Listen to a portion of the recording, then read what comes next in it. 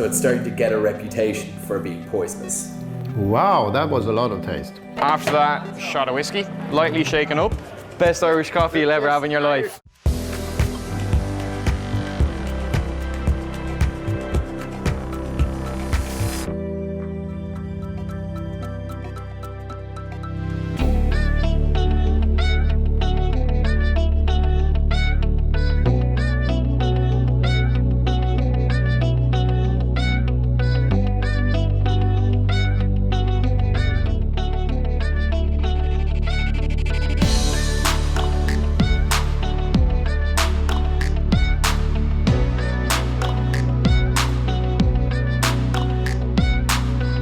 Om man gillar whisky, ja då ska man ju passa på att besöka The Irish Whiskey Museum om man är i Dublin. Självklart kan man köpa denna ädla dryck här, men framförallt lära sig om dess historia och framtid.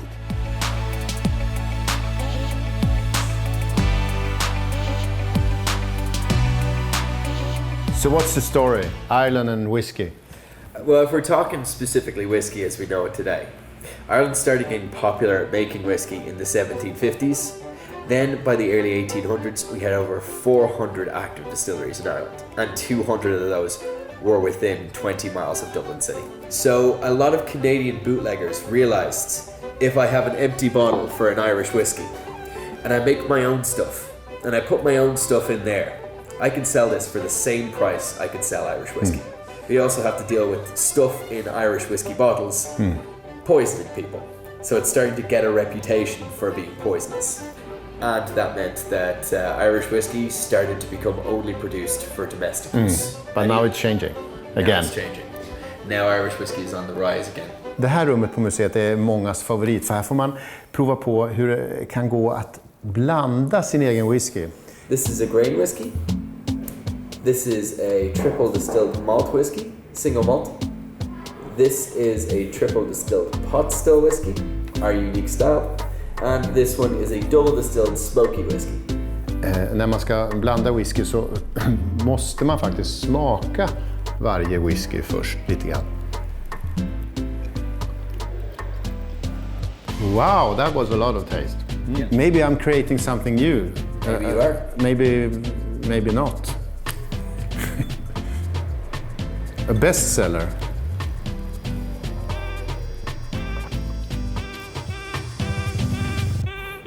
Honestly, I think I destroyed this. My sample wasn't jiha.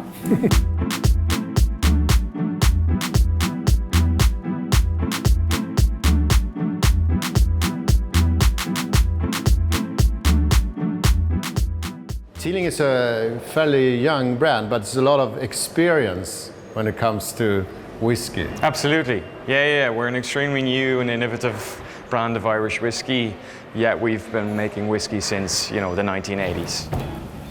So how would you describe the soul of, for example, Teeling? The soul of Teeling, well, I suppose the main thing is we're probably a young soul to start off with. On top of that then, we're always trying to do things a little bit differently, and I think people kind of root for an underdog a little bit. Like the fact that we're small and we're family owned means that we have a little bit more room for innovation. So this is where the magic happens, yeah, as they say. This is the heart of the distillery. And you can see everything is here, from milling to fermenting to the actual distills themselves. We are using a combination of both the open top wooden fermenters and the steel aluminium. We do, however, always mix them together. So we do about 15,000 litres in here, about 30,000 litres behind, and always combine them together. How long does it take to make whiskey? It's actually a lot quicker than you think. So from, say for example, once we receive the grain up as far as the stills, we're actually only looking between about 5 to 6 days. Now the thing is, after those 5 to 6 days, you have to let it sit in the barrel to wait a minimum of 3 years. Traditionally, in the olden days, it was apparently 3 years and 1 day. Now that 1 day, have you any idea why we added on 1 day? Apparently the Scots matured for 3 years minimum. So the Irish, we thought that lovely competition. Please show me how to do the perfect Irish coffee. Irish coffee. Yeah. Irish coffee traditionally would contain just 4 ingredients. It's coffee, whiskey, cream, and sugar.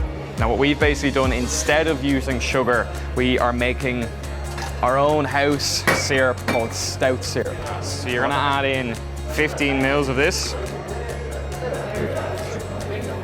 straight into your glass. After that, shot of whiskey. After that, coffee. Cream. So you can see it's only 90 milliliters that you're adding.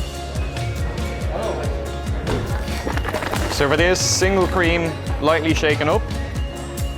And no sugar in the cream. And no sugar in the cream. A little bit of nutmeg. And there is best Irish coffee you'll ever have in your Irish life. coffee in the world.